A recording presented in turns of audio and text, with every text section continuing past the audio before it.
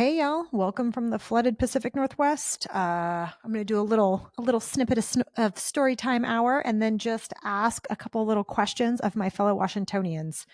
I'm going to read you an article from 1991, April 14th, and it was written by a woman at the Seattle Times, and it was called A River's Revenge. The Snohomish Defies Decades of Dike Building. We cannot control things that happen on this earth as much as we try. So in this article, it says the Snohomish serves as a main drainage system for the Central Cascade Mountain Range. Its mission for 15,000 years now has been to wear down those mountains and carry them off to the Puget Sound waters. It is a journey of nearly 100 miles, and it reaches its greatest velocity in the valley of Snohomish, where the Snoqualmie and the Skykomish rivers meet. And what's interesting about that valley is that it used to be a forested wetland with Sitka spruce, western red cedar, and logpole pine. But of course, in 1879, when the town folk began draining it with ditches to take advantage of the rich soil, obviously shit started to change. In some stretches, the Army Corps of Engineers actually helped build compact mounds, but for the most part, they left it up to individual farmers. So guess what? You have many different districts that are building their own dikes to fit their own needs, and it never really seemed to take consideration into the other people downriver. And as you can imagine, over the last 100 years, it has been a very ugly and contentious battle. My question to my fellow Washingtonians that are in this moment and that are going to be impacted by this, because as I just saw about an hour ago, the levees at Phobes Hill have been crested over. So that's flooding all up there, and that's going to, roll downhill. For the folks that have this massive anti-government sentiment, but also have no property insurance at all, how are you going to survive? Are you expecting that you are going to get FEMA money?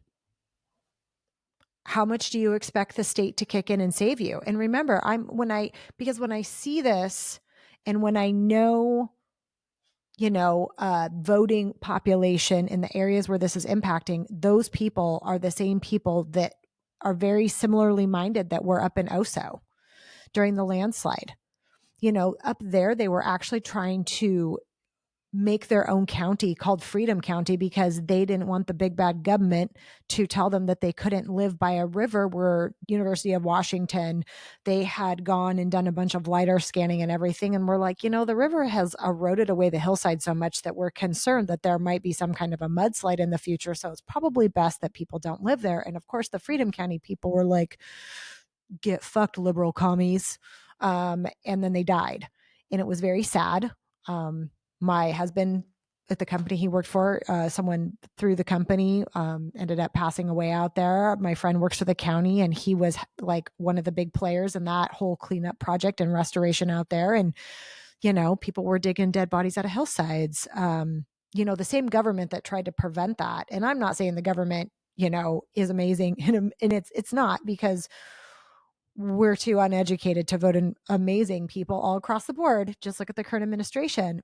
Sorry, side tangent. But my question is, for all the people that voted for this current regime that is not really keen on doing any sort of safety net help for folks, like providing FEMA dollars, which, by the way, those are our tax dollars that they're not giving up to folks all across this country, what the fuck are you going to do?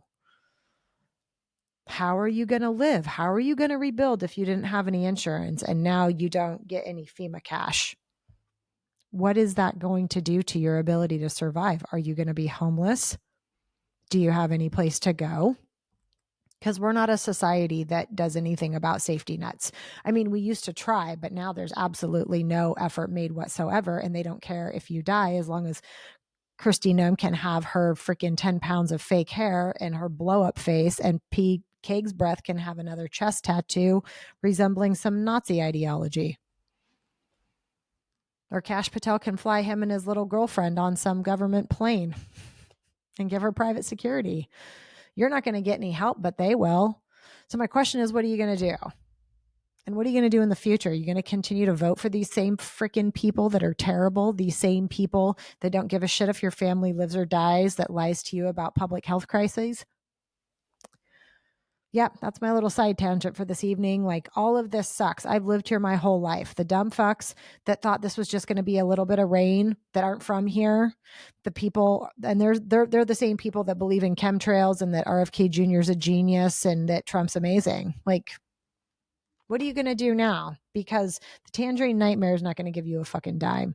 And some of us wish that we could go back to being as a united we stand kind of country, but I don't know if that's going to be possible until you guys are so ground into the mud from your bad decision making that you come around to understand that we're on your side.